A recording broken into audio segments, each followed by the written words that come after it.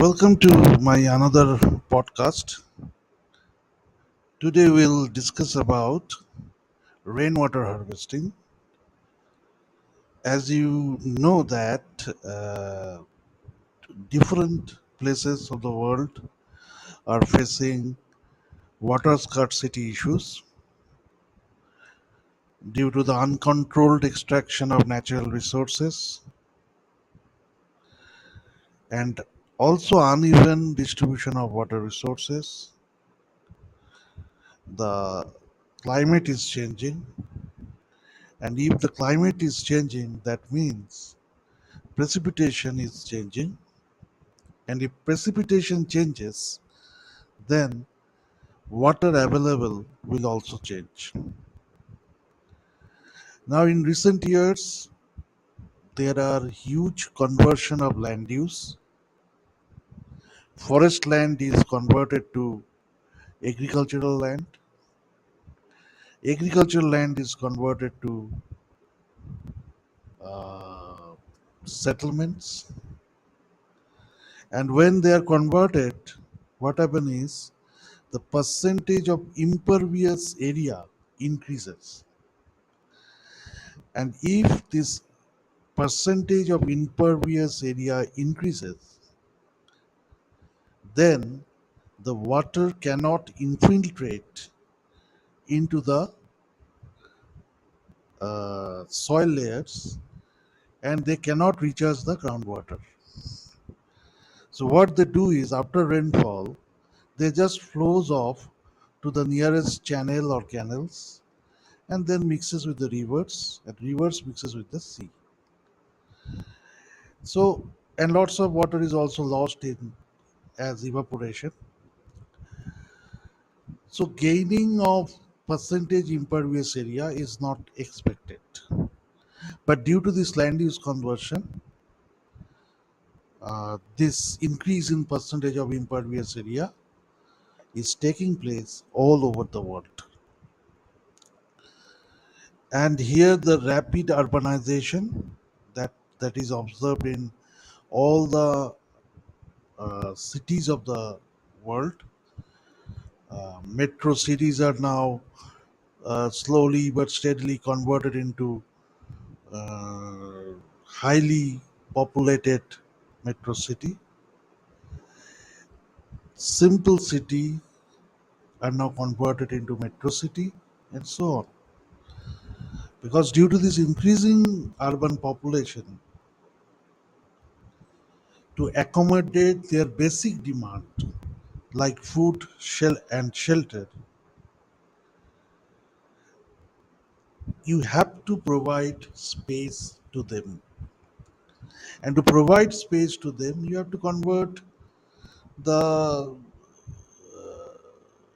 have to convert the agricultural land uh, into settlements. And now to accommodate those lost agricultural land, you have to convert the forest land. It is a chain reaction. It is not any separate issues. They are in the same chain. Now, one of the major solution of solving the water scarcity problem is you can store rainwater. So, if you practice rainwater harvesting, when rain is absent, you can use that harvested water for your own purpose. So there are two kind of rainwater harvesting. One is surface water harvesting. Water is stored for later use. Another one is groundwater recharge. Here what happens, the water is allowed to infiltrate into the ground, into the soil layers, such that they can contribute to the groundwater. Okay, so mainly these two types of rainwater harvesting is practiced, but in recent years, some new methods of rainwater harvesting is observed, especially in India. Now the thing is that These methods are practiced for centuries, but previously they were practiced in the remote villages, and due to the lack of uh, this information network, they were not popular at those times. But now, in the age of internet and YouTube, these methods are steadily increasing their popularity.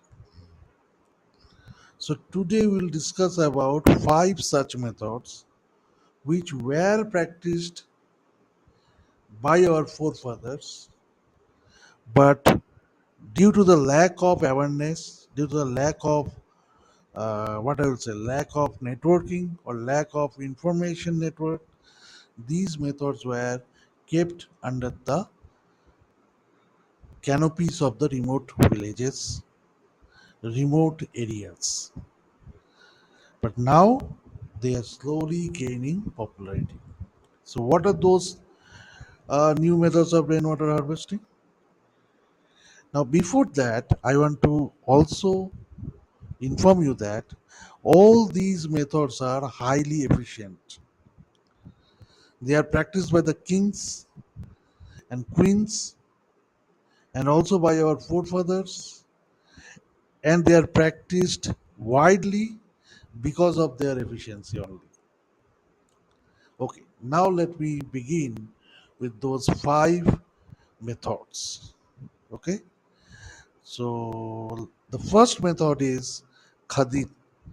This method is mainly practiced in Rajasthan, and this khadin is also known as a dhura, right? And it is a traditional water harvesting system found in the arid and semi-arid regions of India, especially in Rajasthan. Okay, and this is entirely indigenous, developed in India only by the earlier or earliest, I will say, inhabitants of Rajasthan. Okay, so Khadim system works by harnessing rainwater on farmland, allowing the water to saturate the land, and then utilizing this moisture to support crop production. That means it is an example of groundwater recharging. Okay, it was first designed in western Rajasthan. The time was 15th century. Okay, so what they do actually, they construct a earthen dam across the lower hill slopes or across the hill slopes. So what happens when rainfall occurs in the peak of the hills? It falls down but cannot move away because of this barrier, which was created with the help of earthen dam.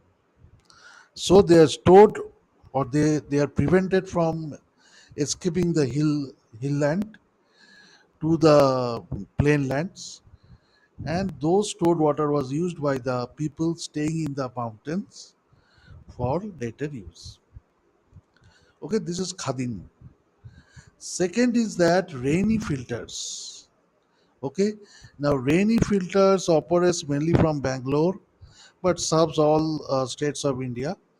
So these are actually a private company, but their innovation is that they utilizes yet again another indigenous technology. So what it do is it employs a rooftop water harvesting method, and the main innovation is here they use a V-wire screens for groundwater replenishment. Okay, so what happened? The rainwater is caught in the roof by the slanted roof and pipe fixed at the end of the slope of the roof, and those pipe bring the water into a barrel after going through some filter beds, and ultimately from those barrel or directly they are placed inside the groundwater with the help of pipes or by V-wire screens, and ultimately they replenish the groundwater. So they are modern, but they depend on an indigenous technology which was practiced in India for centuries. Okay, the catching of rainwater harvesting in the roof is practiced in the ancient Indian civilization. You go for any part in Delhi, old Delhi, you go, you will find lots of such systems, right? If you go to the Maharashtra, in old Mumbai area or near to Pune, you can find such systems there. Okay, so those systems are actually uh, copied and modified by these rainy filters with their innovation, and they are now used for rainwater harvesting. Okay, so this is second one. Third one is bamboo pipes. Simple bamboo pipes were used. So these bamboo pipes are cut in two parts. They are used to create open channel type structure by cutting the bamboo part longitudinally, not laterally. Longitudinally, they cut a bamboo, and then what they do is they place that cut bamboo, in under the waterfalls available in the hilly areas, and from the water from the waterfalls, those bamboo sticks carry the water to your house, and those water is used by the households. So this is practiced mainly in the Meghalaya region where there is hill, and the hills are very well known, Khasi and Jaintia hills. So if you have visited Shillong in Meghalaya, you know in which place Khasi and Jaintia hills is, right? So these bamboo pipes in Meghalaya is used mainly to divert the stream or spring water to the lower reaches where rain water is very scarce. And the tribal farmers, what they do is they use it for drip irrigation, they use it for domestic purpose also, right? And the excess water is stored in a tank for later use. So that is water harvesting. And waterfalls were created by rainwater. So these bamboo pipes is also clubbed under rainwater harvesting, but surface water harvesting, not groundwater harvesting. Okay. Now bamboo pipes are practiced for years, for centuries in Meghalaya. It is not a new concept. Okay. Acha. Fourth one is Jabo and Ruza. This Jabo and Ruza is also traditional, and it is what they do is they cut trenches in the slope of the hills. Okay, in the side slope of the hills, what they do is they cut trenches. If you have visited Darjeeling, or if you have visited any hill station, you can observe that in the trenches cut at the side slope of hills, where generally that tea cultivation is conducted. So instead of cultivating tea, they use those trenches to catch the rainwater and prevent it from flowing out of the hills. So what happens once this rainwater falls in the peak of the hills? What they do, due to the property of water, they will try to go downwards in the downslope. Okay, so when they are flowing downslope, those water are catched by the trenches. So this is what they practice, and this is known as Jabo and Ruza. Yes, they are practiced in Northeast India only, mainly in Meghalaya, in Mizoram, in Nagaland. They use this system known as Jabo and Ruza system. Okay, so here what happened, as I have explained, rainwater is harvested and stored in catchment areas strategically positioned along mountain slopes, right? So this stored rainwater is then utilized for activities such as agricultural irrigation and other beneficial purposes. Okay, so fifth and last type of rainwater harvesting, which follows a traditional system, but now with some very simple innovation, those traditional methods are again reused as a new methods of rainwater harvesting, because now water scarcity is maximum. We need rainwater to be stored and harvested. Okay, so this first plus technology, what they do is, uh, they, what they do is that, in rainwater, there are many toxic elements, many toxicity. They are not pure. Okay, they mixes with roof materials, they mixes with dry depositions, they even mixes with the bird droppings, right? So how to remove these toxic materials from the rainwater, right? So what they do is they use a concept known as first flush. Okay, this is not a Indian system. This is a Malaysian system practiced in all over the world, but mainly the ancient Malays practice this uh, method of rainwater harvesting. Okay, where it is a simple rainwater harvesting, but only thing is that they automate the process of intoxication with the help of a floating system or a flush like system. You have seen your toilet flush. You know what happens in the toilet flush. When you pull the clutch or pull the lever of your flushing system, there's a ball. Inside that flushing system, there is a ball which is suspended among the stored water there, and it is preventing the water from flowing out to the those what I say, the commode. Okay, so whenever you pull the lever, what happens? The ball, due to this pulling of lever, ball is connected to that lever, and whenever you are pulling that lever, ball is moving up, and once it is moving up, it is releasing the water stored inside the tank of the flush, and the water flushes out. So here what happens is, uh, they are using a filtering system with the help of a floating ball and a removable cover, right? So rainwater is not directly fed to the storage tank. It goes to this filtering system, and it is controlled by that floating ball in the same way your toilet flush is controlled.